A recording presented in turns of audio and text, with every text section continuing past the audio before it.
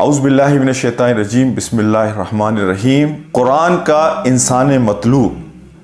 دیکھیں، ہم کو قرآن ایک تصویر دکھاتا ہے کہ قرآن کس طرح کا انسان اس دنیا میں چاہتا ہے۔ قرآن شیپس اور پرسنالٹی۔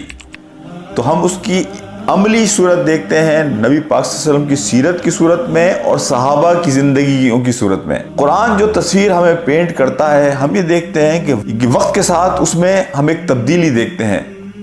بڑی بنیادی تبدیلی ہم جو دیکھتے ہیں وہ دنیا سے تعلق کے حوالے سے ہے۔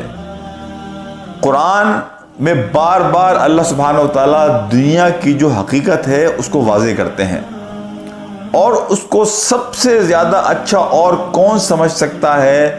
نبی محترم صلی اللہ علیہ وسلم اور صحابہ کے علاوہ۔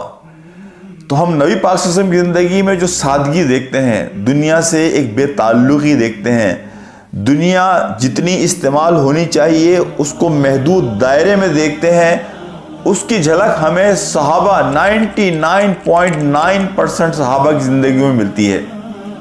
بہت کم صحابہ ہیں جن کے حالات عبد الرحمن بن عوف رضی اللہ تعالیٰ عنہ جیسے ہوں یا عثمان غنی رضی اللہ تعالیٰ عنہ جیسے ہوں۔ 99.9% صحابہ تو وہ تھے کہ جو زندگی کی ان ساری سہولیات کو ایک محدود دائرے ہی میں دیکھ پاتے تھے، اور عملاً بھی وہ اس سے زیادہ کی کوشش نہیں کرتے تھے کہ زندگی تو سادگی کے ساتھ گزار کر انسان چلا جائے۔ پچھلے دنوں میں ایک پروگرام دیکھ رہا تھا مولانا امین حسن اصلاحی صاحب کے حوالے سے، تو کسی نے بات کہی کہ انہوں نے اپنی زندگی میں اپنا گھر نہیں بنایا، اس لیے کہ وہ ان کے لیے ایک بڑی معمولی سی چیز تھی، یعنی غیر اہم چیز تھی۔ جو چیز ان کے لیے زیادہ اہم تھی وہ قرآن تھا، اور قرآن نے انہیں زندگی کی حقیقت کو سمجھایا اور بتایا۔ تو میں بعض اوقات یہ سوچتا ہوں کہ ہم تحریک کے لوگ ہیں، اور ہم بعض اوقات زندگی کو اتنی اہمیت دیتے ہیں۔ وہ منور حسن صاحب جو بات کہا کرتے تھے نا کہ تحریک کو اپنا کیریئر بناؤ تو اللہ تعالیٰ دنیا بھی تمہیں دے دے گا، لیکن ہم ایسے اکثر لوگوں نے اس بات پر توجہ نہیں دی۔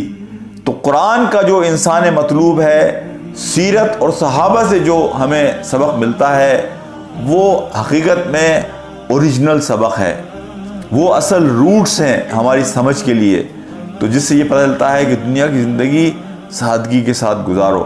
ڈاکٹر اسرار صاحب کے بارے میں بھی یہ بات میں نے سنی، اور میں نے کئی لوگوں سے اس کے بارے میں تصدیق بھی کی کہ بہت سادہ زندگی گزار کے گئے۔ بلکہ ڈاکٹر ذاکر نائک نے جب ان سے مشورہ کیا اپنے مستقبل کے حوالے سے، تو ڈاکٹر اسرار صاحب نے انہیں دو باتیں کہیں۔ ایک بات تو یہ ہے کہ اپنی زندگی کو سادہ رکھنا، اور ایک محدود وسائل میں اسے گزارنے کی کوشش کرنا، اپنے طرز زندگی کو اس سے زیادہ آگے لے کر نہ جانا۔ اور دوسرے، دعویٰ کا جو تم کام کرنا چاہتے ہو یہ پارٹ ٹائم نہیں ہو سکتا، اسے کل وقتی تمہیں کرنا ہوگا۔ اللہ تعالیٰ ہمیں دین کے اس پہلو کو سمجھنے کی توفیق عطا فرمائے۔ دیکھیں، دنیا جتنی آپ جمع کریں گے اس کا پھر حساب دینا ہوگا۔ تو بعض اوقات ہم یہ سوچتے ہیں کہ اور مال، لیکن وہ مال پھر ذمہ داری کے ساتھ آتا ہے۔ اس مال کے ایک ایک پیسے کا آپ کو اللہ کے سامنے جواب دینا ہوگا کہ وہ کہاں سے حاصل کیا تھا اور انہیں کن کاموں میں خرچ کیا۔